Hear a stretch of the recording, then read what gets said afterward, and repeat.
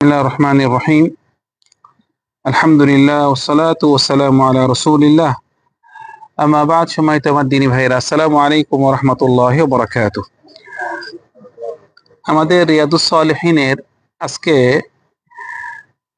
আমরা আবার ৪৩ নাম্বার পর্ব নিয়ে আলোচনা করব, কারণ গত সপ্তাহে আমরা আমাদের এই পর্বটি আলোচনা করেছিলাম, কিন্তু মনে হয় মাইকের সমস্যা ছিল, রেকর্ড হয়নি।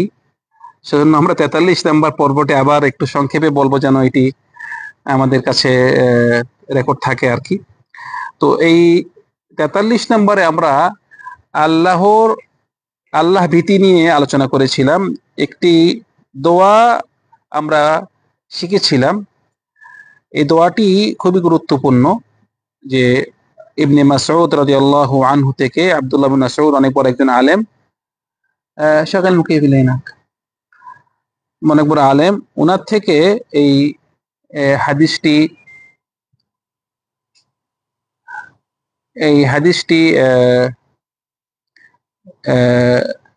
রেওয়াতে এসেছে। হাদিসটিতে আব্দুল্লাহ বিন মাসউদ রাদিয়াল্লাহু আনহু বলতেছেন যে আন্নান নবী সাল্লাল্লাহু আলাইহি ওয়াসাল্লাম কানা ইয়াকুল, রাসূল সাল্লাল্লাহু আলাইহি ওয়াসাল্লাম এই দোয়াটি করতেন। আল্লাহুম্মা ইন্নী আসআলুকা আল হুদা ওয়াত তুকা ওয়াল আফাফা ওয়াল গিনা।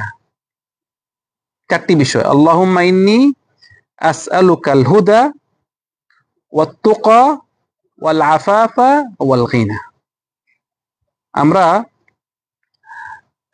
এই দোয়াটি করব ভাইরা, খুবই গুরুত্বপূর্ণ। নামাজে সেজদায় আছেন, এই দোয়াটি করবেন। আল্লাহুম্মা ইন্নী আসআলুকা আল হুদা, হে আল্লাহ, আমি আপনার কাছে প্রার্থনা করতেছি হেদায়েত, আমাকে আপনি হেদায়েত দান করুন। হেদায়েত অর্থ সৎ পথ, আমাকে সৎ পথ দান করুন। ওয়াত তুকা, আমাকে আপনি মুত্তাকি বানান, আমি যেন আপনাকে ভয় করি। ওয়াল আফাফ, মানে আমার চরিত্রকে আপনি পবিত্র বানান। সকাল মুখে না, আমার চরিত্রকে আপনি কি পবিত্র বানান।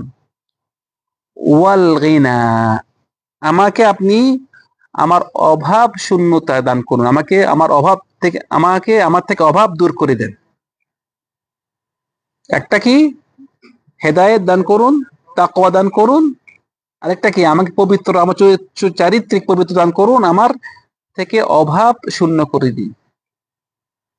এটা সবাই তো আমরা চাই নাকি? সব তো দুনিয়া এবং আখিরাতের কল্যাণ। আল্লাহুম্মা ইন্নী আসআলুকা আল হুদা ওয়াত তুকা ওয়াল আফাফা ওয়াল গিনা। তারপরে যেই হাদিসটি এনেছেন, আন আবি তরিফ আদি ইবনে হাতিম আত-তাই রাদিয়াল্লাহু আনহু, যে হাতিম আত-তাই উনি একজন খুব বিখ্যাত ছিলেন, যে অনেক বড় কি ছিলেন, দানশীল, কিন্তু জাহিলিয়াতের যুগে, ইসলাম গ্রহণ করেনি। কিন্তু রাসূল সাল্লাল্লাহু আলাইহি ওয়াসাল্লাম উনার সম্পর্কে বলেছে যে উনার ছেলে নাকি উনার মেয়েকে বলছে, যে না, উনার মেয়েকে বলেছিল যে তোমার পিতা যদি ইসলাম গ্রহণ করতো তাহলে আমরা তার জন্য দোয়া করতাম, কিন্তু ইসলাম গ্রহণ করেনি। কিন্তু উনি বড় দানশীল ছিল, মানে দানের বিষয়ে উনি খুব বিখ্যাত ছিলেন। তো ওই সাহাবী থেকে হাদিসটি হলো যে তিনি বলতেছেন, সামিআতু রাসূলুল্লাহ সাল্লাল্লাহু আলাইহি ওয়াসাল্লাম ইয়াকুল মান হালাফা আলা ইয়ামিনিন সুম্মা রাআ আতকা লিল্লাহি মিনহা ফালইয়াতি আত-তাকওয়া, রাওয়াহু মুসলিম। ইমাম মুসলিম riwayat করেছেন হাদিসটি, যে কেউ যদি কোনো বিষয়ে কসম করে এই কাজটি করবে না, কিন্তু আবার দেখে যে এই কাজটি করা তার জন্য তাকওয়া, মানে এই কাজটি করা আল্লাহর কাছে প্রিয়, তখন কি করবে? কসম করেছে তাও কি কাজটি করবে। ঠিক আছে, মানে আপনি কসম করেছেন যে আপনি আপনার ওই ভাইয়ের সাথে কথা বলবেন না, কিন্তু 3 দিনের বেশি কথা বলা হারাম, কথা না বলা। 3 দিন আপনি কথা না বলে থাকতে পারবেন, 3 দিনের বেশি হবে, এটা আপনার জন্য কি হারাম হবে। অথবা আপনি কসম করেছেন যে আপনি আপনার ওই চাচাতো ভাইয়ের কে বাসায় কোনদিন যাবেন না, জিয়ারত করবেন না, কিন্তু জিয়ারত করাটা ভালো, আত্মীয়তা সম্পর্ক রাখাটা আল্লাহ পছন্দ করেন। তো সেজন্য যদিও আপনি কসম করেছেন, তাও কি আপনি জিয়ারত করবেন। তো এখানে বলতেছে, হাদিসে বলতেছে যে কেউ যদি কসম করে এবং কসম করেছে সে কাজটি করবে না, কিন্তু তাও যদি সে দেখে যে ওই কাজটি যেটি সে কসম করেছে করবে না, ওই কাজটি যদি আল্লাহর কাছে প্রিয় হয়, তাহলে ওই কাজটি সে কি আবার করবে। অথবা আপনি একটা হালাল জিনিস আপনি বলেন যে এটা খাবো না, আমি কসম করলেন, এটা কিন্তু খাওয়াটা ভালো, তখন খাবেন, কিন্তু আপনার কি করতে হবে, কাজটা কি করতে হবে, একটা কাজ করতে হবে, সেটা কি কাফফারা দিতে হবে। আরেকটি হাদিসে আসছে, কেউ যদি কোনো বিষয়ে কসম করে পরে আবার ওই কাজটি আবার সে দেখে যে কাজটি করাটা ভালো, আল্লাহর কাছে প্রিয়, তখন ওই কাজটি আবার করে, তখন সে যেন কাফফারা দেয় এবং ওই কাজটি করে। তো এখানে কাফফারার কথা আসেনি, কিন্তু আরেকটি হাদিসে কাফফারার কথা এসেছে, বোঝা গেল যে এই হাদিসের ব্যাখ্যা ওই হাদিসে করা হয়েছে। তো আমরা যদি কোনো একটি কাজ করব বলে কসম করি, পরে কাজটা করি না, তাহলে আমাদের কি করতে হবে, কাফফারা দিতে হবে। আর বললেন যে করব না, কিন্তু আবার করলেন, করাটাই উত্তম। যদি যদি আপনি সেখানে যে দেখেন যে ওই কাজটি ভালো আপনার জন্য, তখন আপনি কাজটা করবেন, কিন্তু কি করতে হবে, কাফফারা দিতে হবে। কাফফারাটা কি? হ্যাঁ, ফাকাফফারাতু ইতআমু 10 মাসাকিন, 10 জন মিসকিন খাওয়াইতে হবে, অথবা 10 জন মিসকিনকে কি করতে হবে, কাপড় দিতে হবে। মানে খাওয়ানোর ব্যাপারে এটি মানে মধ্যম, এত খুব পোলাও কোরমা খুব জমজম খাওয়ানো এটাও না, একদম পানি ভাত খাওয়াবেন এরকম না, মানে আপনি আপনি যেভাবে খান, আপনি যেরকম খান সেভাবে খাওয়াবেন।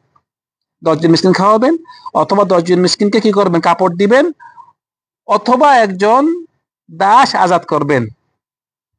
এই তিনটার একটাও পারলেন না, তখন কি করবেন, 3 দিন রোজা রাখবেন। ঠিক আছে? সেজন্য এই কাফফারাটা খুবই গুরুত্বপূর্ণ। কসমটি কিন্তু এত সহজ না। কসম যদি কেউ করে, তাহলে কসমটিও আপনার মনে রাখবেন, কোন কোন কসম হলো যে আপনি যদি মিথ্যা কসম করেন, তাহলে এটা আপনি হারাম, কিন্তু সত্য কসম করলেন এটা সমস্যা নেই। কিন্তু আপনি কোন একটা কসম ভবিষ্যৎ নিয়ে কসম করতেছেন, মানে একটা হলো অতীত নিয়ে কসম করা, মানে অতীত নিয়ে কসম করলে সেখানে কাফফারার প্রয়োজন পড়ে না। আপনি ভাত খেয়েছেন, হ্যাঁ আমি আল্লাহ কসম খেয়েছি, সত্যি কথা বলতেছেন, কিন্তু ভবিষ্যতে যে এইসব কসম করতেছেন, ওই সমস্ত কসম নিয়ে কাফফারার বিষয়ে আসে।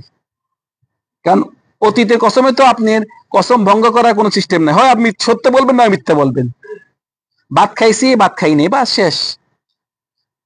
আল্লাহ কসম করেছেন, হয় সত্য না মিথ্যা, সত্য হইলে আপনার কোনো সমস্যা নাই, মিথ্যা হলে আপনার জন্য গুনাহ আছে। কিন্তু ভবিষ্যতের ব্যাপারে আপনি যদি কসম করেন, তাহলে আপনি যদি কসম করে থাকেন, তাহলে অবশ্যই আপনি কাজটি করতে হবে, হয় কাজ করার বিষয় অথবা না করার বিষয় যদি কসম করে থাকেন। কথা কি বুঝতে পারতেছি? আর যদি কসম করেন ওই কাজটি করবেন না, কিন্তু দেখতেছেন যে ওই কাজটি করা আপনার জন্য ভালো, তাহলে কাজটি করবেন, কি করতে হবে, কাফফারা দিতে হবে। একটি কাজ করলে আপনার কাফফারা থেকে মাপ, একটি কাজ করলে কাফফারা থেকে মাপ, ওইটা কি কাজ? মাশাআল্লাহ, ইনশাআল্লাহ বললে যে আপনি বললেন যে আমি আমার ওই ভাইয়ের বাসে, আল্লাহর কসম আমি ওই ভাইয়ের বাসে যাব না, ইনশাআল্লাহ ওই বাসে যাব না, ইনশাআল্লাহ বলেছেন। পরে যদি একান্ত যান, তাহলে কাফফারা দিতে হবে না, ইনশাআল্লাহ বলতে হবে, যদি রাগের মুখে যদি ইনশাআল্লাহ মনে থাকে আর কি। ঠিক আছে? আপনি আপনার ছেলেকে বললেন যে এই তুমি যদি ওই কাজটা করো, তোমাকে আমি আল্লাহর কসম ইনশাআল্লাহ 10 বেত দিব। তো কাজটা করছে, তা আপনি 10 বেত দিলেন না, তখন আপনাকে কাফফারা পাওয়া যায়, আপনি ইনশাআল্লাহ বলেছেন। ঠিক আছে কথা? তো বলতেছিলাম এটাই, যে কেউ যদি কোনো বিষয়ে কসম করে, কসমের আপনার সম্মান রাখতে হবে।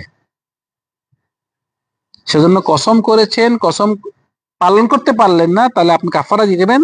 যদি একান্ত আপনি ওই বিষয়টি দেখেন যে এই বিষয়ে আপনি না করার জন্য সিদ্ধান্ত নিয়েছেন, কসম করেছেন, কিন্তু যদি ওইটি খায়ের হয়, আল্লাহ পছন্দ করে ওই কাজটি, তাহলে ওই কাজটা আপনি করাটা আপনার জন্য প্রয়োজন অবশ্যই করবেন এবং কাফফারা দিবেন। আর যদি ইনশাআল্লাহ বলে থাকেন তাহলে আর কাফফারা দেওয়া প্রয়োজন নেই। তারপরে যে হাদিসটি এনেছেন حديث أبي أمامة سدي بن عجلان الباهلي رضي الله عنه قال سمعت رسول الله صلى الله عليه وسلم يقول سمعت رسول الله صلى الله عليه وسلم يخطب في حجة الوداع মানে হাজ্জাতুল ওয়াদা বিদায় হজে রাসূল সাল্লাল্লাহু আলাইহি ওয়াসাল্লাম যে খুতবা দিয়েছেন তার মধ্যে বলেছেন কি ইত্তাকুল্লাহ, তোমরা আল্লাহকে ভয় করো। ইত্তাকুল্লাহ এটা কোরআন মজিদে অনেকখানে আমাদেরকে বলেছে যে ইয়া আইয়ুহাল্লাযীনা আমানু ইত্তাকুল্লাহ ইয়া আইয়ুহান নাসু ইত্তাকু রাব্বাকুম, মানে তাকওয়া, আল্লাহকে ভয় করো। তাকওয়া মানে ইত্তাকুল্লাহ এটা কোত্থেকে এসেছে? ইত্তাকুল্লাহ মানে কি? তাকওয়া মানে কি? তাকওয়া মানে অর্থ যে আপনি প্রতিরোধ করা। কি করবেন? প্রতিরোধ। কি প্রতিরোধ করবেন? আল্লাহর আযাবকে। আল্লাহর আযাবকে আপনি কি প্রতিরোধ করবেন। কেমনে প্রতিরোধ করবেন? যে আল্লাহর কথা শুনে আল্লাহ যা যা অর্ডার দিয়েছে তা মানবেন, যা নিষেধ করেছে তা কি করবেন? বর্জন করবেন। এইটা হলো তাকওয়া। এটা হলো তাকওয়া। একজন সাহাবা কি বলেছে যে তাকওয়াটা কি? বলতেছে তুমি যদি কোন রাস্তা দিয়ে হেঁটে যাও, রাস্তার মধ্যে কাটা, তুমি হাঁটবা কিভাবে? দেখবা যে কোনখানে কাটা নাই সেখানে পা দিবা, কোনখানে কাটা নাই সেখানে পা দিবা। এটাও তাকওয়া। সে দুনিয়াতে অনেক মানে অনেক লালসা আছে। দুনিয়াটা হলো মানুষকে ধোঁকা দেয়। সেজন্য আপনি দুনিয়া থেকে বাঁচবেন এই তাকওয়া দিয়ে, আল্লাহকে ভয় করে, আল্লাহর কথা শুনবেন এবং আল্লাহ যা নিষেধ করছে কি কি তা বর্জন করবেন। এখানে বলতেছে যে হাদিসে যে রাসূল সাল্লাল্লাহু আলাইহি ওয়াসাল্লাম বিদেহ হচ্ছে কি বলেছেন? ইত্তাকুল্লাহ, তোমরা আল্লাহকে ভয় করো। ওয়াসাল্লু খামসাকুম, তোমরা 5 ওয়াক্ত নামাজ পড়ো। 5 ওয়াক্ত নামাজটা অনেক বড় নিয়ামত। যে কয় ওয়াক্ত নামাজ ফরজ হয়েছিল? 50 ওয়াক্ত। মানে 50 ওয়াক্তকে আল্লাহ সুবহানাহু ওয়া তাআলা কি করেছে? 5 ওয়াক্ত বানিয়েছে। মানে 5 ওয়াক্ত বানিয়েছে কিন্তু সওয়াব দিচ্ছে কয় ওয়াক্তর? 50 ওয়াক্তর। আল্লাহু আকবার। এটা দুনিয়া থেকে এরকম মানে কল্পনা করবে যে আপনাকে আপনার কোম্পানি যদি দেশ থেকে এসেছেন বললো যে এ ওলিউল্লাহ তোমার ডিউটি হলো 12 ঘন্টা, অত 10 ঘন্টা ডিউটি, তোমার বেতন কত? 1000 রিয়াল। আপনি মানি গেছেন, ঠিক আছে 10 ঘন্টা ডিউটি 1000 রিয়াল। কিছুদিন পরে বলো ওলিউল্লাহ ঠিক আছে তুমি 1 ঘন্টা ডিউটি করো কিন্তু 1000 রিয়ালে বেতন পাবা। মনটা কেরকম লাগবে আপনার? আশ্চর্য। মানে 10 ঘন্টা ডিউটি তো 1000, 1 ঘন্টা ডিউটি 1000 করে দিছে। মানে ডিউটি কম, বেতন স্যালারি একই। আমাদেরকে আল্লাহ সুবহানাহু ওয়া তাআলা 50 ওয়াক্ত নামাজ ফরজ করেছে, 50 ওয়াক্তের থেকে কমিয়ে কমিয়ে 5 ওয়াক্ত বানিয়েছে। আজকে যদি 50 ওয়াক্ত নামাজ ফরজ হতো তাহলে প্রতি 27 মিনিটে 1 ওয়াক্ত, প্রতি 27 মিনিটে আযান। তো বলতেছে তোমরা 5 ওয়াক্ত নামাজ পড়ো। ওয়াসুমু শাহরাকুম, তোমাদের যেই মাসটি তোমাদেরকে সিয়ামের মাস রেখেছে, এটা কি? রমজান মাস। 12 মাসে 1 মাস। আল্লাহ, মানে 12 মাসে 1 মাস মাত্র রোজা রাখতে বলেছে। ওই মাসটি রোজা রাখো, মানে 11 মাস তোমার ছুটি। ওয়াআদ্দু যাকাত আমওয়ালিকুম, তোমরা তোমাদের যাকাত তোমাদের ধন সম্পদের যাকাত দাও। যাকাতটাও কত? 40 ভাগের 1 ভাগ। 40 ভাগের 1 ভাগ। তাও আপনার যদি যাকাতের নিসাব পরিমাণ মানে সম্পদ জাকাতের সবাই দিতে হবে না, আপনার নিসাব পরিমাণ হলে তখন আপনার যাকাত দিতে হবে। তাও কি? 40 ভাগের 1 ভাগ। ওয়াতিউ উমারাকুম, এবং তোমাদের যারা নাকি শাসক আছে শাসকে তুমি অনুগত্য করো। এটাও আমাদের দিন, শাসকের অনুগত, শাসকের বিরুদ্ধে না যাওয়া, এটা হলো দিন। কারণ শাসকের বিরুদ্ধে গেলে ওখানে সমস্যা হয়, গ্যাঞ্জাম হয়, মারামারি হয়, দেশের ক্ষতি হয়।